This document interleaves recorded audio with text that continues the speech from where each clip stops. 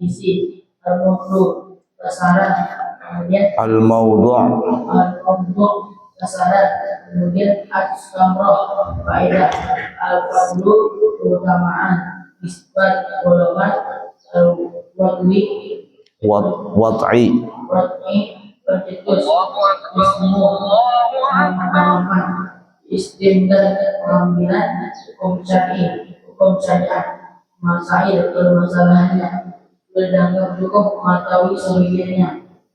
Namun orang yang mengetahui dia akan mendapatkan kemuliaan. Nah, jadi asas-asal ilmu fikih itu ada 10. Asasnya pertama adalah al-had, definisi. Nah, kita jabarkan satu-satu. Silakan.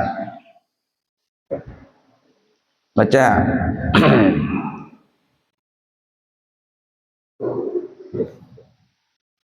Satu, definisi fikih.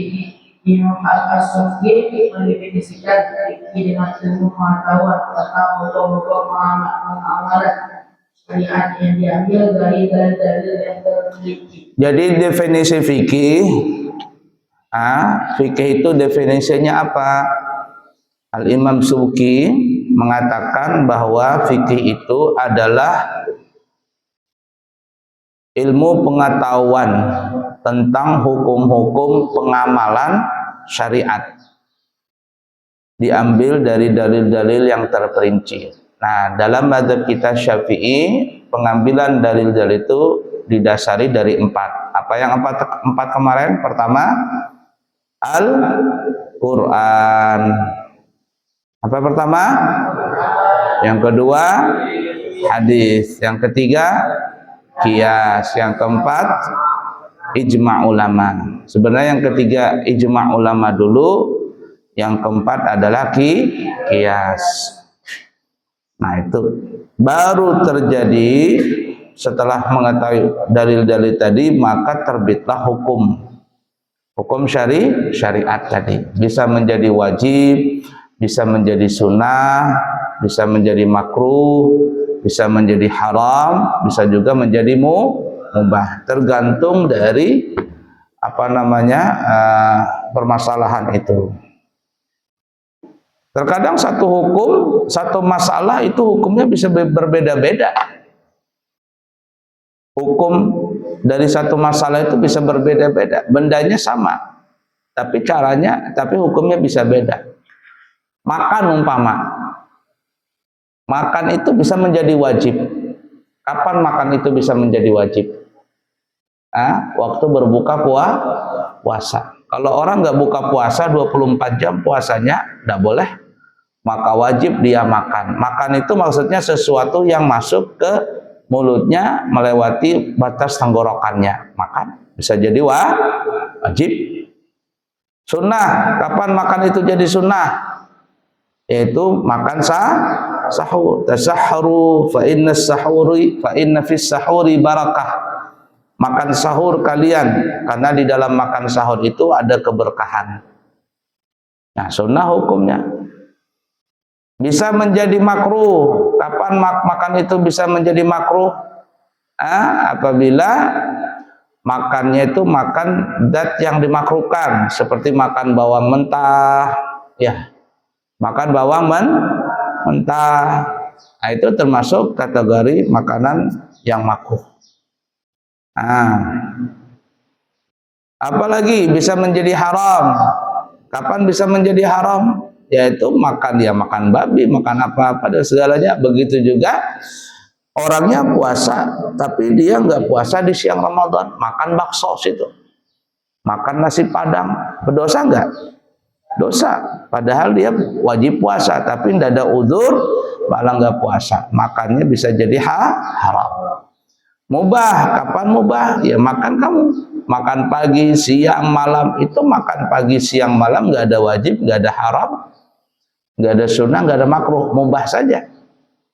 Ada orang nggak biasa makan pagi, nggak sarapan, bisa. Ada orang nggak biasa makan siang, ada juga. Ada orang nggak biasa makan malam, terserah dia. Mubah tadi.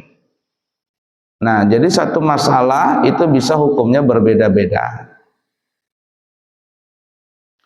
Lanjut. Dua, al-mawdu' sasaran pelaksanaannya. Nah, maudhu itu apa yang dibahas nih apa? Lanjut. Sasaran pelaksanaannya adalah perbuatan orang-orang mukallaf. Nah, jadi maudhu itu maksudnya sasarannya kemana? Ini hukum ini kepada siapa? Hukum ini berlaku untuk siapa? Hukum ini berlaku untuk siapa? Nah, itu larangan stop katanya. S ada garis palang begini. S garis palang. Dilarang stop. Tapi di situ tulisannya truk. Tulisannya truk.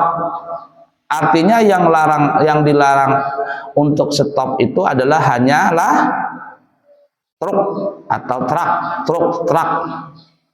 Tapi selain truk, boleh nggak stop di situ? Boleh.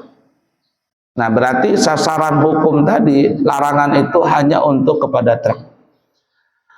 Atau ada putar gini, larangan belok, tapi ada palang begini, truk, larangan begini. Tulisannya selain motor. Selain motor. Berarti yang dilarang belok di situ atau mutar di situ adalah semua jenis apapun mobil juga, kecuali motor, artinya roda dua. Kalau roda dua boleh mutar. Berarti hukum tadi larangan itu ditujukan kepada selain motor. Paham kira-kira? Nah, begitu juga ini. Nah, setelah hukum ini sudah jadi produk haram, wajib, sunnah, makruh, mubah dan sebagainya, itu ditujukan kepada siapa hukum tersebut? Kepada orang Islam yang mukallaf. Orang-orang Islam mukallaf. Apa arti mukallaf? Siapa yang tahu mukallaf? Balik berakal. Balik berakal. Kalau dia balik,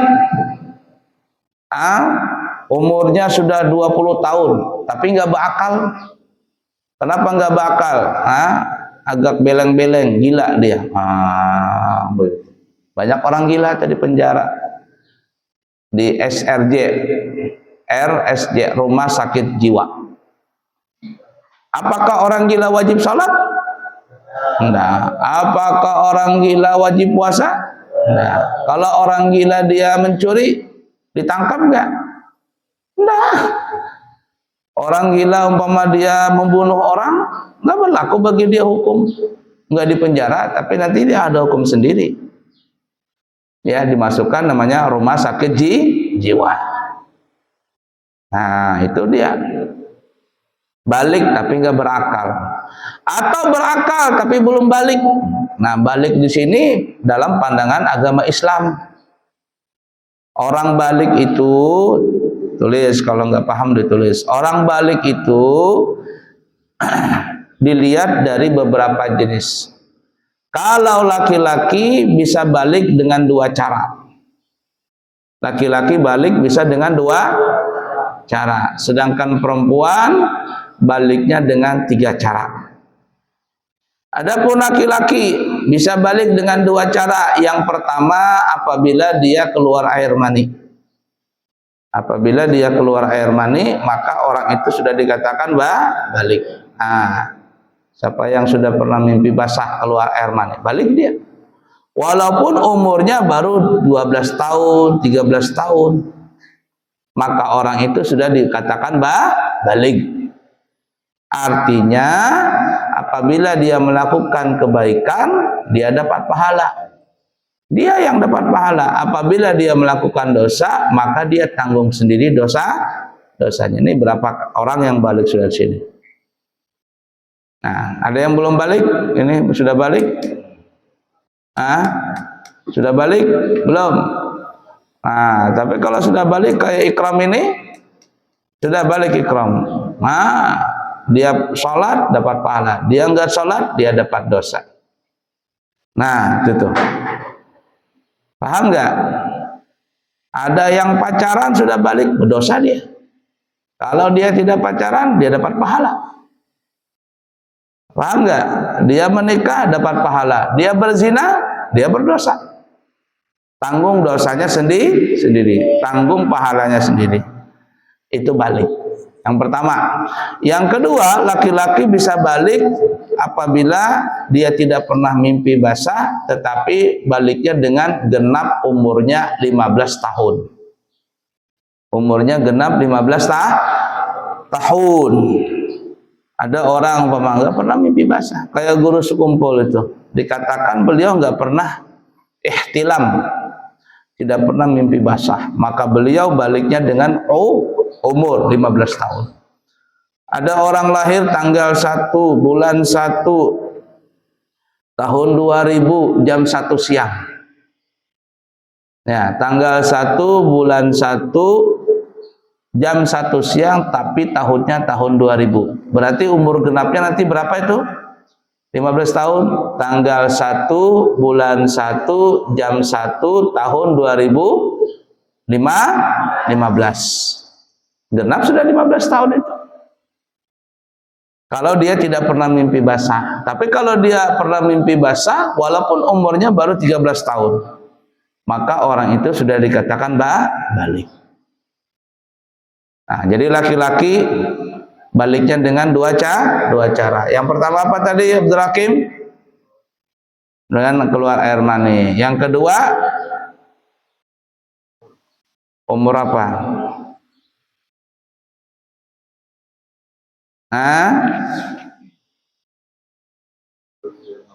15 tahun. Dengan catatan apa? Kalau dia belum pernah, nah itu, kalau dia belum pernah mimpi basah, maka genapnya baliknya dengan genap umur 15 tahun. Itu bagi laki-laki. Tapi kalau perempuan bisa dikatakan balik dengan 3 cara. Bisa dengan 3 cara. Cara pertama dan kedua sama dengan laki-laki. Pertama, mimpi basah. Perempuan bisa juga mimpi basah. Ya, jadi ada seorang perempuan bertanya kepada Nabi, ya Rasulullah, apabila, kalau bahasa kitanya, seorang perempuan melihat di dalam tidurnya sebagaimana seorang laki-laki melihat di dalam tidurnya, bagaimana hukumnya? Kata Nabi, kalau bahasa kitanya, wajib baginya mandi. Idza ra'atil ma, apabila perempuan itu melihat ada air maninya keluar. Jadi kalau seandainya perempuan itu mimpi basah dan dia merasa ada air maninya keluar, maka perempuan itu dikatakan junub. Maka perempuan yang seperti itu sudah dikatakan balik walaupun umurnya baru 10 tahun. Paham kira-kira? Yang kedua, dengan genap umur 15 tahun. Ya, sebelum kita yang kedua, kita yang ketiga dulu, yaitu dengan haid. Perempuan haid. Perempuan itu paling cepat haid 24 jam sehari semalam. 24 jam. Kalau ada dia keluar darah umpama jam 8 pagi. Keluar darah. Apabila darah ini terus ada sampai besok jam 8 pagi, maka itu sudah disebut haid. Bukan berarti darahnya seperti air kencing keluar terus kayak air kencing. Mati perempuan keluar darah terus. Maksud darah keluar itu nanti jam 8 ada, mungkin nanti dia berhenti, nanti jam-jam 9 ada lagi setetes, 2 tetes umpama, nanti besok jam 7 masih ada darah lagi.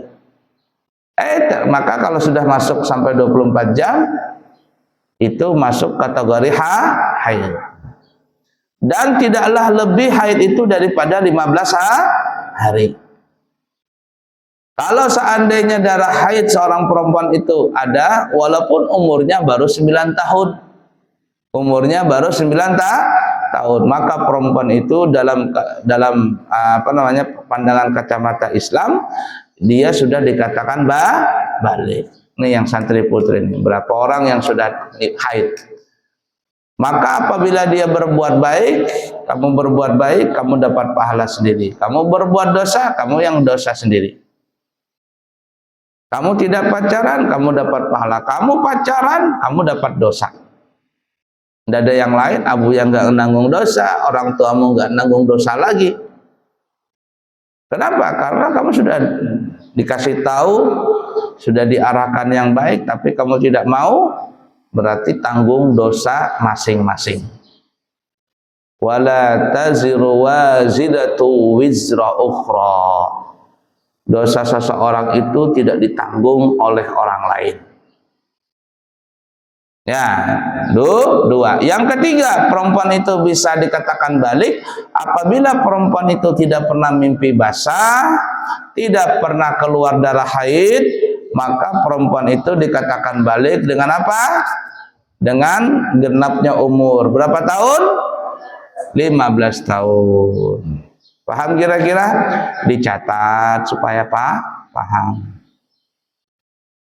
Nah, jadi mukallaf itu adalah orang Islam yang balik berakal. Jadi kalau mukallaf, apa itu mukallaf? Balik berakal. Nah, maudhu sasaran pelaksanaan hukum tadi, hukum Islam.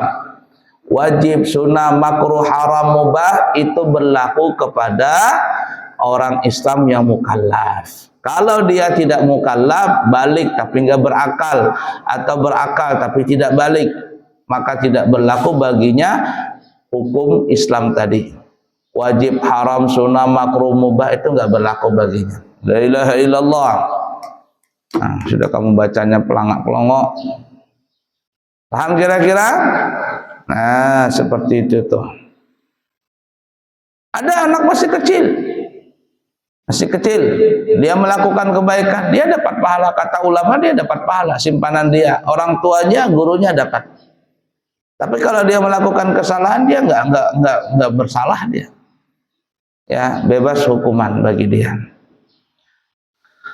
Nah, cuman masalahnya kalau di Indonesia orang dikatakan balik itu berapa? Apabila umurnya berapa itu? 16 tahun kan 18 tahun tuh. Berbeda-beda. Nah, kalau kurang daripada itu maka dikatakan anak di bawah umur. Nah, anak di bawah umur. Tapi kalau sudah umur berapa? 17 kalau 18 abuya kurang paham kalau pidana. Ini ada anak-anak umurnya baru 15 tahun. Kemudian narkoba umpama. Nanti bukan di penjara masuk penjara orang tua, ada penjara anak-anak atau di rehabilitasi, di rehab. Nggak masukkan di penjara. Nah, kalau di Jawa Barat sekarang apabila ada anak nakal-nakal begitu, diapain? Dimasukkan ke tentara, dimasukkan di barak jadi tentara. Yang nakal-nakal tuh loh, masuk anak geng motor, geng ini, geng itu, atau nang lembek-lembek, nang tulang kayak di presto, apa laki-laki begitu, masuk tentara. Bukan jadi tentara, artinya dididik gaya militer supaya jadi laki-laki tulen. Ketika pulang baru 2 minggu 3 minggu pulang dia, siap. Orang tuanya bangga melihat anaknya tuh ganteng, siap. Nah itu begitu tentara. Ini maunya nih kayak kamu nih yang pelangak-pelangak ini dimasukkan di tentara, itu selesai sudah kamu.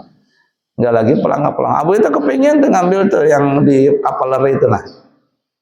Kalau Abu ya minta orang kapeleri itu tentara itu, kata Abu ya tolongkan sini. Karena kalau ada minta bantuan dari masyarakat mereka senang. Gotong royong kah apa kah. Kalau tentara itu nah diminta bantuan senang dia. Karena salah satu peraturannya apabila masyarakat membutuhkan mereka, mereka wajib datang. Kalau Abu ya minta tuh nah, Abu ya kasih duit rokok aja begitu setiap minggu ke sini. Nggak ada lagi yang pelangak-pelangak. Siap. Nggak ada lagi pelangak-pelangak. Ya, Nabil apa? Ilham. Begini-gini. Nah, siap. Nah, itu tuh gaya tentara. Mau nggak Abu ya panggilkan kapeleri itu? Lembek. La ilaha illallah. Suruh belajar silat aja banyak yang nggak mau. Ya, silat kan nari. Jadi kalau penampilan silat kayak orang nari.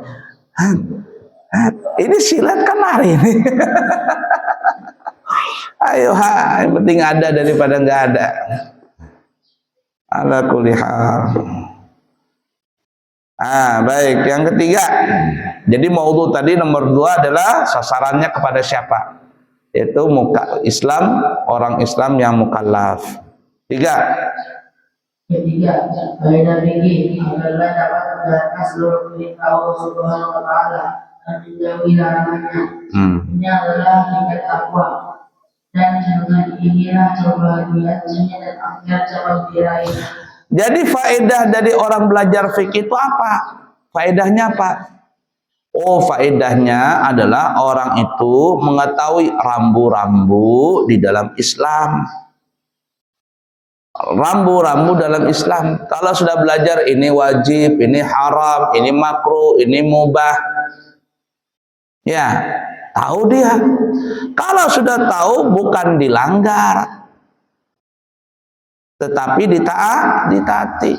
Itu hukumnya, itu manfaatnya. Itu orang belajar, orang mau bikin SIM. Orang mau bikin SIM. Enggak langsung kujuk-kujuk jadi SIM. Bapak, Mas, berapa umurnya? Ditulis dulu umurnya. Diperiksa dulu. Periksa mata, periksa kesehatan, periksa jiwa, diperiksa dulu. Oh, cocok sudah umurnya. Langsung bikin SIM? Enggak, dites dulu. Naik motor, bisa enggak belok kanan, belok kiri? Naik mobil, bisa enggak dulu? Setelah lulus ujian tadi, baru dibikinkan SIM.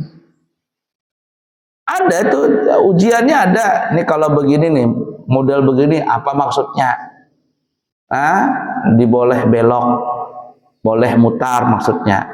Gambar begini mutar, tapi ada larangan begini, silang. Apa maksudnya? Dilarang mutar.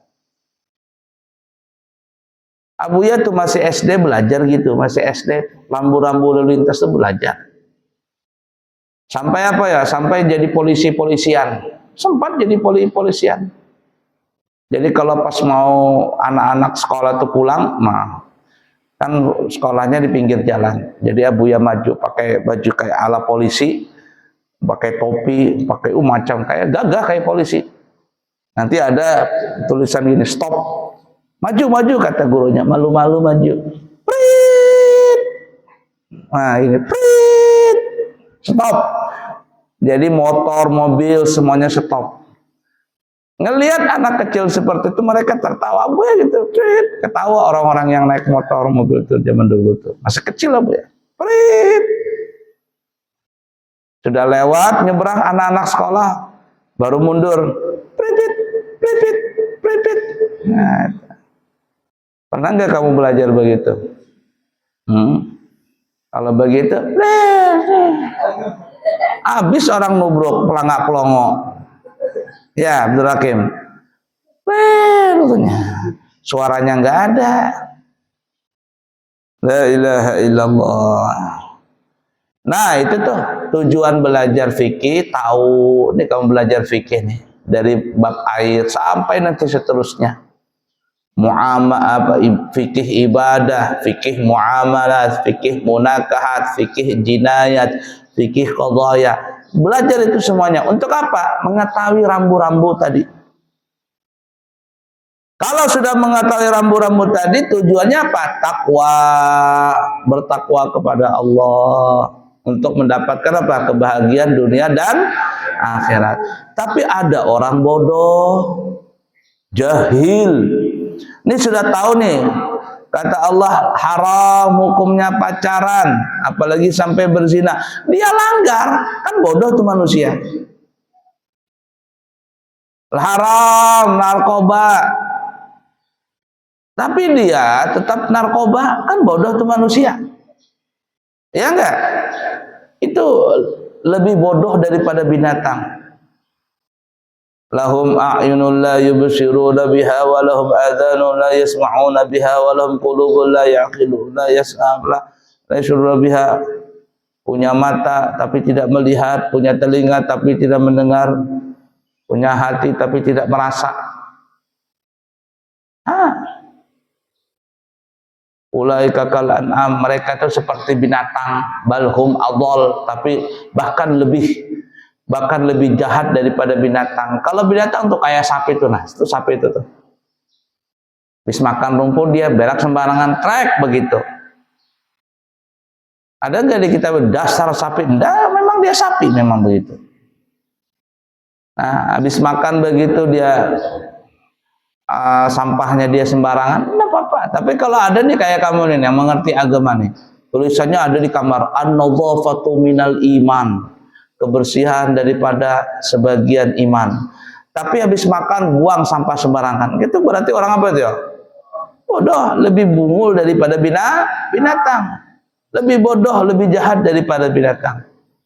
Kucing habis buang air besar, habis dia berak, dia tutup kotorannya pakai tanah. Ada orang di pesantren ini habis kencing nggak disiram. Ada nggak seperti itu? Itu lebih bungul daripada kucing tadi itu. Jahil murakab, kata orang Arab itu namanya jahil murakab. Kebodohannya itu bertubi-tubi.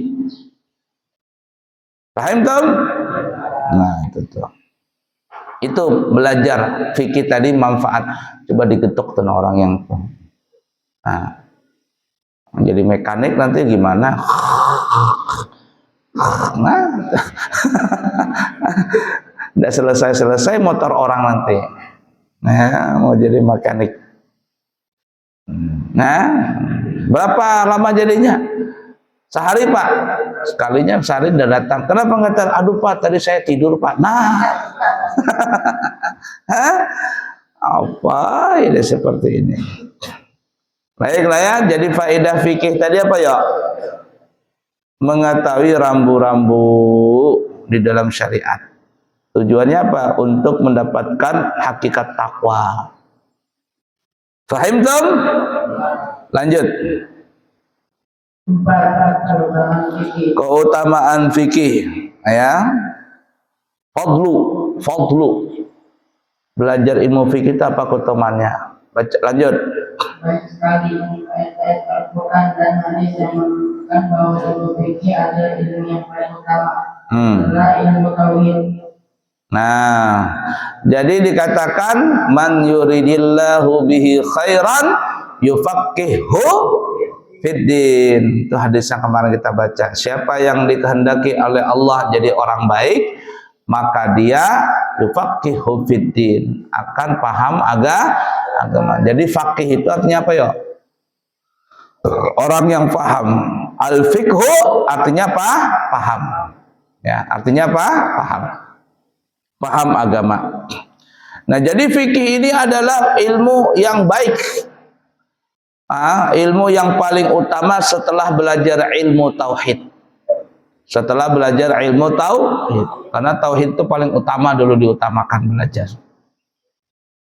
Nah, itu tuh masih kecil ya. Abuya masih kecil itu masih ingat diayunin, tahu diayunkan, tahu ayunan enggak? Diayun, dipokong. Nah, sambil dibacakan sama mama, sama nenek. Apa ya? Yun ayun anakku sayang. Dibacakan itu. Nah, dibacakan itu. Disuruh baca. Kemudian apa ujungnya? La ilaha illallah Muhammadun Rasulullah. Anak itu tidur tuh dinyanyikan begitu. Secara tidak langsung disugesti bahwa tiada Tuhan selain Allah. Tauhid itu. Anak lahir diajankan di telinga kanan, dikomatkan di sebelah kiri. Secara tidak langsung itu sugesti harus masuk di hatinya. Nah, ingat ya, yang maha besar itu Allah, tiada Tuhan selain Allah, Nabi Muhammad utusan Allah. Berangkatlah sholat, jangan tinggalkan sholat, maka engkau akan bahagia. Ingat, tidak ada yang besar kecuali Allah, dan ingatlah sampai mati bahwa tiada Tuhan selain Allah. Itu sugesti masuk tuh dari kalimat adzan tadi. Anak bayi itu tauhid tadi ditanamkan. Jadi pelajaran tauhid itu nomor 1, yang kedua belajar ilmu fikih. Lanjut yang kelima. 5. Nisbat fikih. Ilmu fikih termasuk ilmu syariat. Nah, nisbah kepada yang lain, apa nama bahasa kitanya nisbah itu? Apa namanya itu, timbangannya, ya. Kepada ilmu yang lain apa? Adalah nisbah kepada ilmu fikih yang lain itu adalah termasuk ilmu syariat. Jadi belajar ilmu fikih ini ilmu syariat. Bukan belajar matematika, belajar mesin, mekanik, belajar apalagi itu, itu nggak masuk ilmu syariat tadi itu. Nah bedanya nih ya, kamu kalau belajar ilmu agama ini pahala terus. Tapi kalau belajar bukan belajar ilmu agama itu bisa dapat pahala, bisa enggak. Ya, kalau niatnya cuman untuk mencari pekerjaan bisa tidak jadi itu, kecuali kalau dia memang niatnya untuk mencari yang halal. Nah itu tuh. Tapi kalau belajar ilmu agama pasti dapat pahala, pasti itu. Ini kamu nih tinggal di pesantren nih 24 jam dari bangun tidur sampai tidur lagi, itu dihitung kamu pahala itu. Dihitung pahala. Kenapa? Karena belajar ilmu agama. Nah fikih termasuk adalah ilmu syariat. Lanjut. 6.